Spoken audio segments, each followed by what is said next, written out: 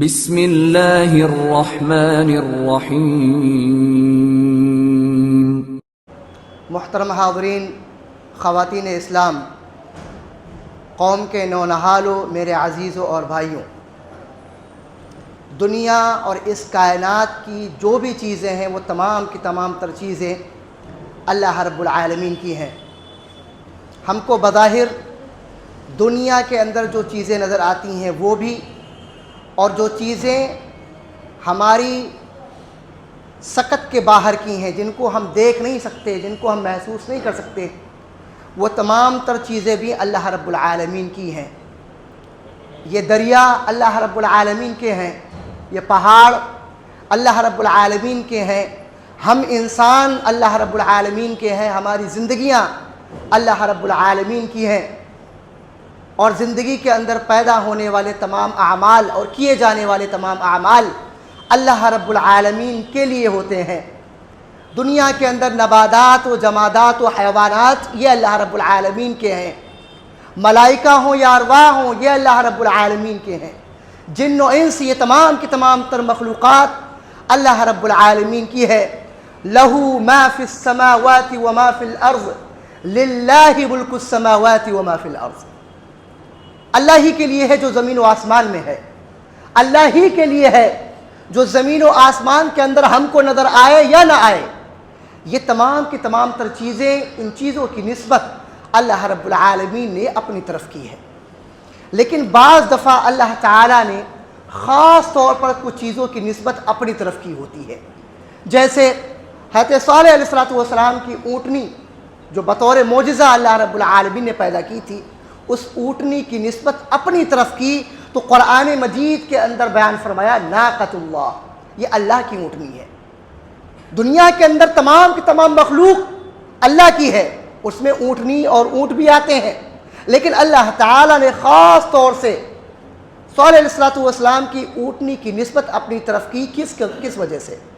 اللہ تعالیٰ نے اس میں نسبت تعظیمی یا نسبت تشریفی جس کو کہا جاتا ہے، اس لیے اللہ تعالیٰ کی مسجدیں تمام کی تمام تر مسجدیں جو ہیں دنیا میں وہ اللہ کے گھر ہیں، لیکن اللہ تعالیٰ نے خاص طور سے حرم کے اندر پائی جانے والی مسجد کو بیت اللہ کہا ہے، اللہ کا گھر ہے۔ کیوں؟ یہ بھی مسجدیں ہیں، وہ بھی مسجد ہے، لیکن ہمارے یہاں ہمارے نزدیک اس مسجد کا مقام اور مرتبہ بڑھ جاتا ہے، اور ہے بڑا ہوا۔ اللہ تعالیٰ نے اس مسجد کی نسبت بھی اپنی طرف کی ہے۔ اللہ تعالیٰ کے جو فرمانبردار بندے ہوتے ہیں، اللہ تعالیٰ نے بھی ان کی نسبت اپنی طرف کی ہے۔ عباد اللہ، یہ وہ لوگ ہیں جو اللہ تعالیٰ کے بندے ہیں۔ وَأَنَّ الْمَسَاجِدَ لِلَّهِ فَلَا تَدْعُوا مَعَ اللَّهِ أَحَدًا، یہ لوگ ایسے ہیں جو مسجدوں میں اللہ رب العالمین کے علاوہ کسی اور کو نہیں پکارتے، اور کہیں بھی اللہ رب العالمین کے علاوہ کسی اور کو نہیں پکارتے۔ یہ نسبت تعظیمی ہے، کسی چیز کی نسبت اللہ تعالیٰ اپنی طرف کر کے اس چیز کے مقام اور مرتبے کو بڑھا دیتا ہے۔ اللہ تعالیٰ نسبت اس وجہ سے کرتا ہے تاکہ اس کی فضیلت اور دو بالا ہو جائے، اس کا مقام اور مرتبہ ہمارے نزدیک اور بہتر ہو جائے۔ اللہ تعالیٰ نے جو مہینہ گزر رہا ہے، اس مہینے کی بھی نسبت اپنی طرف کی ہے، کہا شہر اللہ المحرم، یہ مہینہ اللہ تعالیٰ کا مہینہ ہے۔ یہ مہینہ اللہ رب العالمین نے اس مہینے کی نسبت اپنی طرف کی ہے، نسبت تعظیمی ہے، نسبت تشریفی ہے، اور اس مہینے کا مقام بڑا ہے۔ اللہ تعالیٰ نے قرآن مجید کے اندر ارشاد فرمایا ان عدۃ الشہور عند اللہ 12 شہرا فی کتاب اللہ، اللہ رب العالمین کے نزدیک اس کی کتاب میں روز اول سے مہینوں کی تعداد 12 ہے۔ یوم خلق السماوات والارض، فرمایا منہا 4 حرم، ان میں سے 4 مہینے ایسے ہیں جو زیادہ حرمت والے ہیں، 4 مہینے ایسے ہیں جن کا مقام اور مرتبہ دوسرے مہینوں کے مقابلے زیادہ ہے، ان کی فضیلت زیادہ ہے۔ فرمایا اللہ تعالیٰ نے فلا تظلموا فیہن انفسکم، تو ان مہینوں کے اندر آپ اپنے اوپر ظلم نہ کیا کرو، ان مہینوں کے اندر گناہ کے کام سے اپنے آپ کو روکو، ان مہینوں کے اندر اللہ تعالیٰ کی نافرمانی سے اپنے آپ کو روک لو۔ اللہ تعالیٰ نے یہ جو گناہ کرتے ہیں، گناہ کا مقام اور گناہ کا وزن عام حالات میں بھی رہتا ہے۔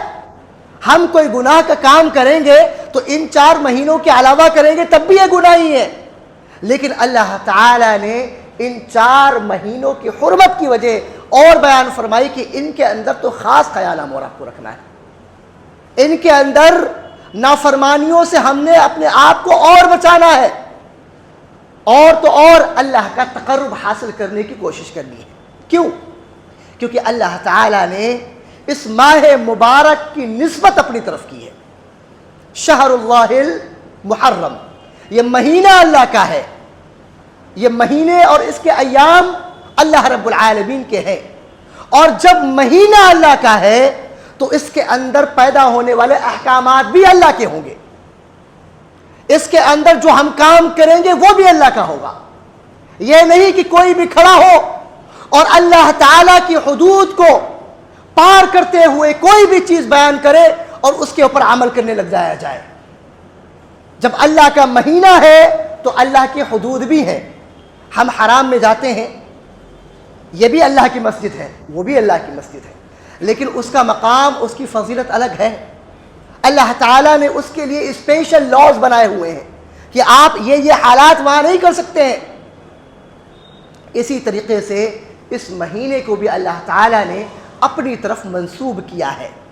اب جو حالات عام حالات میں گناہ تھا وہ تو گناہ ہے ہی، لیکن اگر وہی گناہ ان مہینوں کے اندر کیا جائے تو اس کا مقام بڑا ہو جائے گا، اس کی عظمت اور بڑی ہو جائے گی، وہ گناہ اور بڑا مانا جائے گا۔ لہذا ہم اور آپ کو خاص طور سے اس مہینے کے اندر اللہ تعالیٰ کے حدود کی پاسداری کرنی ہے، اللہ تعالیٰ کی نافرمانی سے بچانا ہے اپنے آپ کو، گناہوں سے روکنا ہے اپنے آپ کو، اور نیکیاں کرنی ہے، خیر کے کام کرنے ہیں، اللہ تعالیٰ کا تقرب حاصل کرنا ہے، اور اللہ تعالیٰ کے تقرب کے لیے کوئی بھی چیز ہو سکتی ہے اس کے اوپر عمل کرنا ہے۔ اللہ تعالیٰ نے فرمایا کہ 4 مہینے حرمت والے ہیں۔ یہ 4 مہینے ہیں کون سے؟ 3 مہینے تو لگاتار کے ہیں، 3 مہینے لگاتار کے ہیں، ذوالقعدہ، ذوالحجہ اور محرم، یہ 3 مہینے لگاتار آتے ہیں، اور چوتھا مہینہ کون سا ہے؟ رجب کا ہے۔ ہم اور آپ کو اللہ تعالیٰ نے اتنی خوش نصیبی دی ہے کہ ہمارے اسلامی سال کی ابتدا جس مہینے سے ہوتی ہے وہ بھی حرمت والا ہے، اور جس مہینے پر اس سال کا اختتام ہوتا ہے وہ بھی حرمت والا ہے۔ محرم کا مہینہ اسلامی کیلنڈر کا اسلامی سال کا پہلا مہینہ ہے، اسلامی کیلنڈر کے اعتبار سے سال کا پہلا مہینہ ہے محرم کا مہینہ، اور آخری مہینہ ذوالحجہ۔ تو ہماری اور آپ کی خوش نصیبی یہ ہے کہ اللہ تعالیٰ نے ہمارے سال کی ابتدا بھی حرمت والے مہینے سے کی ہے اور اختتام بھی حرمت والے مہینے سے ہوا ہے۔ اب ہم اور آپ کو ان کی حرمت کا پاس و لحاظ رکھنا ہے، اپنے آپ کو اس کی قدر، ان مہینوں کی قدر کرنی ہے، اور ہم اور آپ سمجھ لیں حرمت کا مطلب کیا ہے۔ بار بار یہ بات آ رہی ہے کہ یہ حرمت والے مہینے ہیں، حرمت کا مطلب کیا ہے؟ حرمت کا سیدھا سا مطلب یہ ہے کہ جن چیزوں کو کرنے کا اللہ تعالیٰ نے حکم دیا ہے ان چیزوں کو بجا لایا جائے، اور جن چیزوں سے روک دیا ہے ان سے اپنے آپ کو روک لیا جائے۔ جو چیز ہمارے اور آپ کے لیے جائز ہے ان میں کرنا، اب اگر کوئی آدمی کھڑا ہو اور کہے کہ یہ ناجائز ہے تو یہ چیز مانی نہیں جائے گی۔ نکاح کرنا جائز ہے، کوئی وعید نہیں آئی ہوئی ہے۔ نبی صلی اللہ علیہ وسلم کا ایک فرمان لے کر کے آئیے، ایک فرمان آپ کو نہیں ملے گا، کتب حدیث کو آپ کھنگا ڈالیے کہ جس میں نبی صلی اللہ علیہ وسلم نے محرم کے مہینوں میں خوشی کے ایام کو گزارنے سے منع کیا ہو، نکاح کرنے سے منع کیا ہو، ایک روایت پیش کریں آپ۔ نہیں، اب کوئی کھڑا ہوتا ہے اور کیا کہتا ہے؟ یہ مہینہ غم کا مہینہ ہے، لہذا ہم اس میں خوشی نہیں منائیں گے، نکاح کی اگر تاریخ آ بھی گئی تو بڑھا دی جائے گی، اس مہینے کو منحوس مانا جائے۔ آپ سوچیں اور تصور کریں کہ جس مہینے کی نسبت اللہ تعالیٰ نے اپنی طرف کی ہو، کوئی ایک عام بندہ کھڑا ہو اور اس مہینے کو منحوس کہے، یہ اللہ تعالیٰ کی حدود کو پار کرنا نہیں ہوا؟ جن چیزوں کو کرنے سے عام حالات میں اللہ اور اس کے رسول نے منع کیا ہو، منحوس سمجھتے ہوئے اس مہینے کو، انہی چیزوں کو ببانگ دہل اعلان کر کے کیا جائے، کیا اللہ تعالیٰ کی حدود کو پار کرنا نہیں ہوا؟ یہ اللہ تعالیٰ کی حدود کو پار کرنا۔ اللہ تعالیٰ نے جب ہم اور آپ کو پیشاب اور پیخانے، کھانے پینے، سونے جاگنے، ملاقات اور رشتہ داری کو بڑھانے، بچوں کی تربیت کا معاملہ ہو، نکاح کیسے کیا جائے، ان تمام چیزوں کی تعلیم دی ہے، تو ایک تو تعلیم ایسی ہوگی کہ جس کے اوپر دنیا عمل کر رہی ہے کہ اس مہینے میں ہمیں نکاح نہیں کرنا ہے۔ لائیے وہ تاریخ، لائیے وہ حدیث، یا دین اپنی مرضی کے مطابق چلے گا کہ جو من میں آیا وہ کیا؟ تو میں نے کہا جب یہ مہینہ اللہ کا ہے تو حدود بھی اللہ کی ہیں، اس مہینے کے اندر احکامات بھی اللہ کے ہوں گے، کسی عام بندے کے احکامات پر عمل نہیں کیا جائے گا، اور جو عمل کرے وہ اللہ کی حدود سے پار ہو گیا، اس نے اللہ کے حدود کو پار کیا ہے۔ تو پہلی چیز یہ ہے۔ اسی طریقے سے اللہ کے نبی صلی اللہ علیہ وسلم نے کن چیزوں سے منع کیا؟ دیکھیں تو صحیح ہم اور آپ، حدیث کو پڑھے تو صحیح ہم اور آپ۔ فرمایا لیس منا، اس شخص کا ہم سے کوئی تعلق نہیں، اس شخص کا ہم سے کوئی تعلق نہیں، من ضرب الخدود، جو اپنے چہروں کے اوپر تماچے مارے غم کی وجہ سے، جو اپنے تماچے مارے غم کی وجہ سے، اس کا تعلق رسول اللہ صلی اللہ علیہ وسلم سے نہیں ہے۔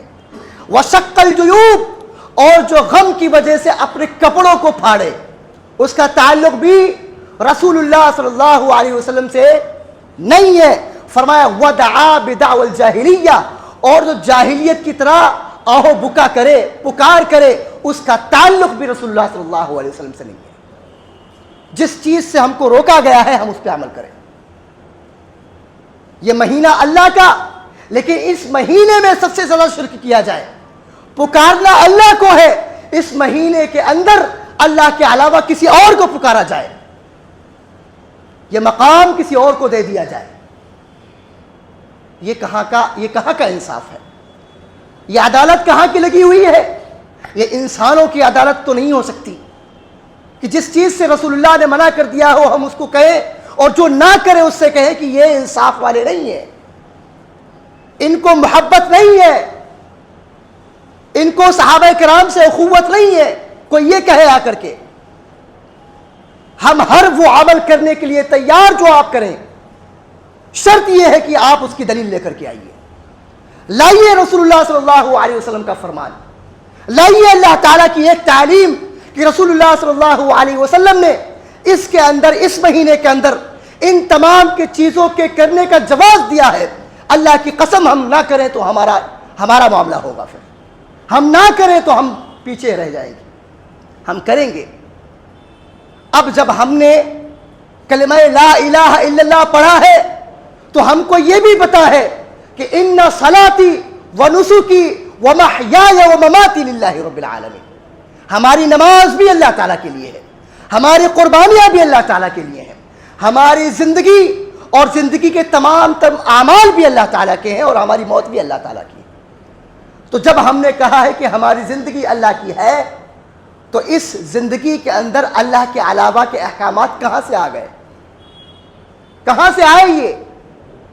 ہم اور آپ کو اس پر سوچ اور وچار کرنے کی ضرورت ہے، سوچنے کی ضرورت ہے۔ یہ جو روایت میں نے آپ کے سامنے پڑھی، یہ متفق علیہ روایت ہے، بخاری میں بھی ہے، مسلم میں بھی ہے، اور ترمذی کے اندر بھی یہ روایت موجود ہے۔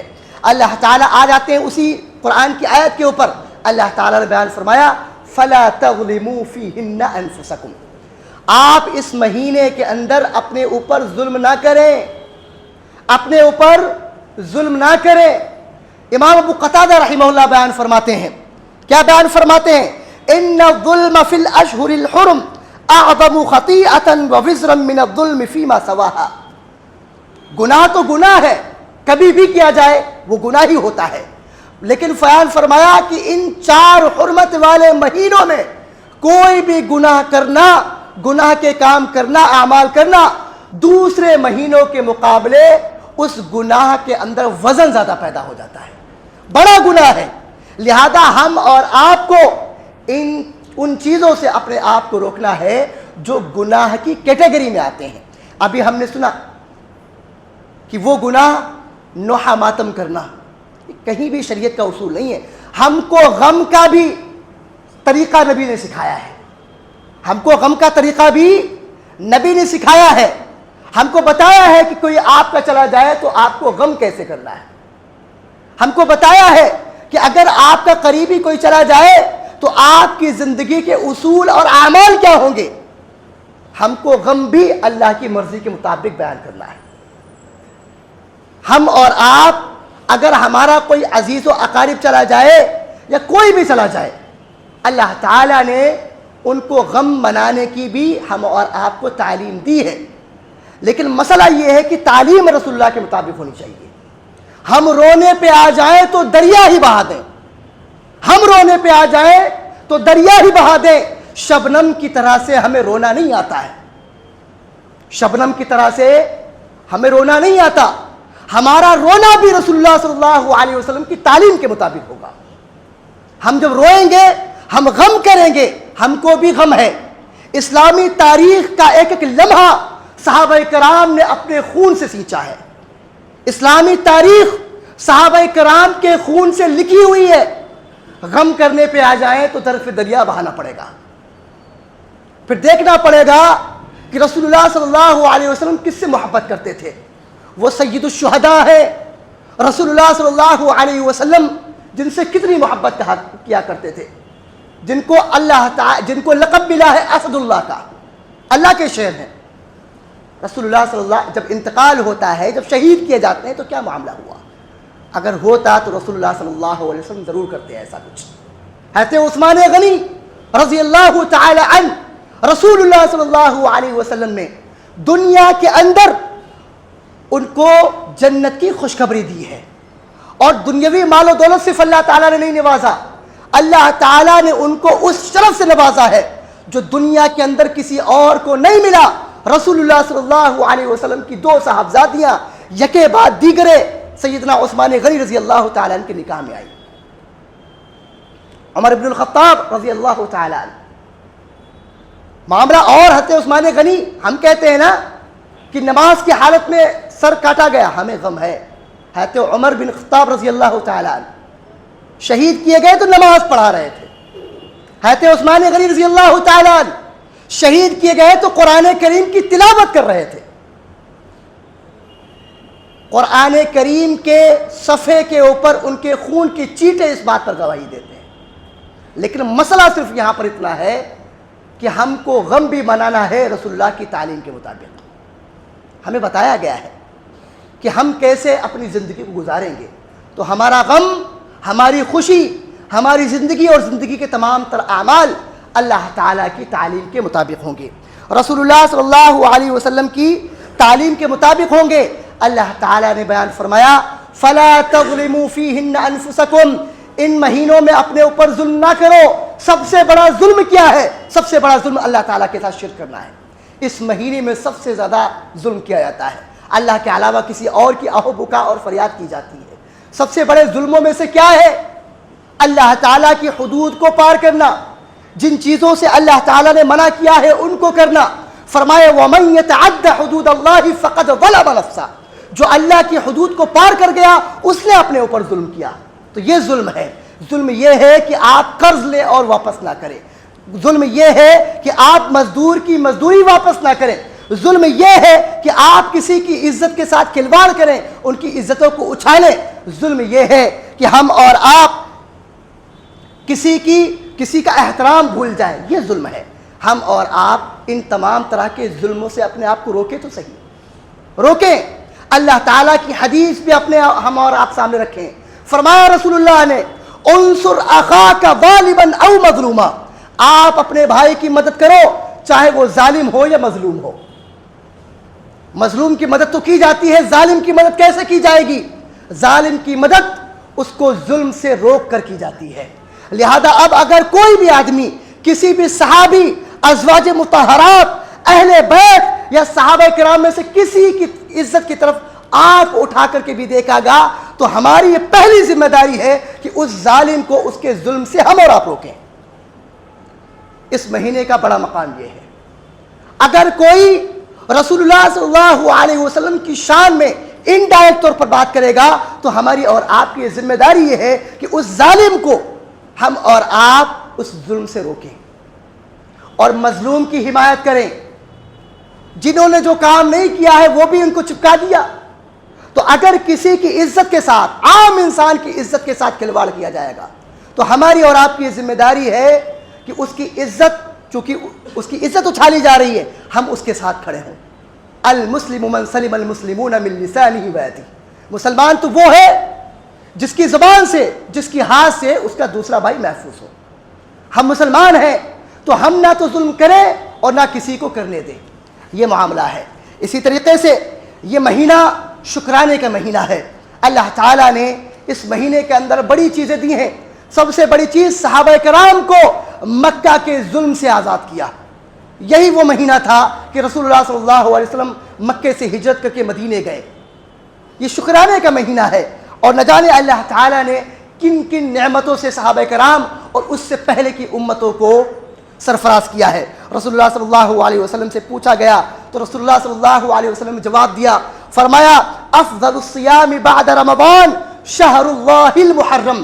اللہ تعالیٰ کے لیے رمضان کے بعد اگر کسی مہینے میں روزے رکھنا سب سے بڑے فضیلت کا کام ہے تو وہ محرم کے مہینے کے اندر روزے رکھنا ہے۔ رسول اللہ صلی اللہ علیہ وسلم سے پوچھا گیا کہ کون سی نماز افضل ہے، کون سا روزہ افضل ہے؟ رسول اللہ صلی اللہ علیہ وسلم نے جواب دیا، افضل الصلاۃ بعد الصلاۃ المکتوبہ، فرض نمازوں کے بعد سب سے زیادہ فضیلت والی نماز فرمایا وہ ہے الصلاۃ فی جوف اللیل، جو رات کی تنہائی میں پڑھی جائے، یعنی تہجد کی نماز۔ بیان فرمایا آگے، وافضل الصیام بعد شہر رمضان صیام شہر اللہ المحرم، اور رمضان المبارک کے روزوں کے بعد سب سے زیادہ فضیلت والے روزے محرم کے مہینے کے روزے ہیں۔ اسی طریقے سے بالخصوص عاشورہ کے دن کا روزہ ہم اور آپ کو اس کا خیال رکھنا ہے۔ عاشورہ یہ عشر سے آتا ہے جس کا مطلب ہوتا ہے 10، یعنی 10 محرم الحرام کو، جس کو یوم عاشورہ کہا جاتا ہے، اس دن میں خاص طور سے ہم اور آپ کو روزے کا اہتمام کرنا ہے۔ عبداللہ ابن عباس رضی اللہ تعالیٰ عنہ بیان فرماتے ہیں کہ جب رسول اللہ صلی اللہ علیہ وسلم مدینہ تشریف لائے تو دیکھا کہ یہود روزہ رکھ رہے ہیں۔ رسول اللہ صلی اللہ علیہ وسلم نے ان سے پوچھا، ما هذا اليوم الذي تصومون، آپ اس دن روزہ کیوں رکھتے ہیں، کیا مسئلہ ہے؟ بیان فرمایا یہودیوں نے کہ آج کے دن اللہ تعالیٰ نے موسیٰ اور ان کی قوم کو فرعون اور ان کی قوم سے نجات دی تھی۔ آج کی دن ہی فرعون اور اس کی قوم کو اللہ تعالیٰ نے غرقاب کیا تھا، اور ہم نے اس وجہ سے روزہ رکھنا، شکرانے کے طور پر اس وجہ سے روزہ رکھنا شروع کیا ہے۔ اللہ کے نبی صلی اللہ علیہ وسلم نے کہا، فَنَحْنُ أَحَقُّ وَأَوْلَى بِمُوسَى مِنْكُمْ، تو ہم تم سے زیادہ موسیٰ کے قریبی ہیں، ہمارے اوپر موسیٰ کا زیادہ حق ہے، ہم زیادہ ان کے قریبی ہیں، لہذا ہم بھی روزہ رکھیں گے۔ لہذا رسول اللہ صلی اللہ علیہ وسلم نے اور صحابہ کرام نے 10 محرم الحرام کا روزہ رکھا۔ اور جب ان سے پوچھا گیا کہ اللہ کے نبی صلی اللہ علیہ وسلم اس روزے کا فائدہ کیا ہے، اس کی فضیلت کیا ہے، اس کا مقام کیا ہے، اس مہینے اس دن کو روزہ رکھیں گے تو ہمارا فائدہ کیا ہوگا؟ رسول اللہ صلی اللہ علیہ وسلم نے جواب دیا، یکفر السنۃ الماضیہ، ایک دن کا روزہ پچھلے 1 سال کے گناہوں کا کفارہ ہے۔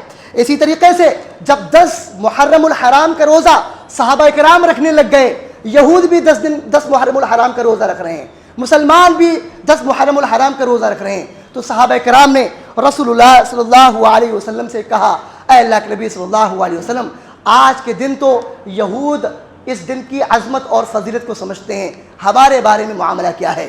اللہ کے نبی صلی اللہ علیہ وسلم نے جواب دیا، فَإِذَا كَانَ الْعَامُ الْمُقْبِلِ إِن شَاءَ اللَّهُ صُمْنَا الْيَوْمَ التَّاسِعَ، ابھی تو ہم نے 10 محرم الحرام کا روزہ رکھا ہے، اگلے سال اگر زندگی نے وفا کی، اللہ تعالیٰ نے مہلت دی تو انشاءاللہ 9 محرم الحرام کا روزہ بھی رکھا جائے گا۔ یہ رسول اللہ صلی اللہ علیہ وسلم نے کہا۔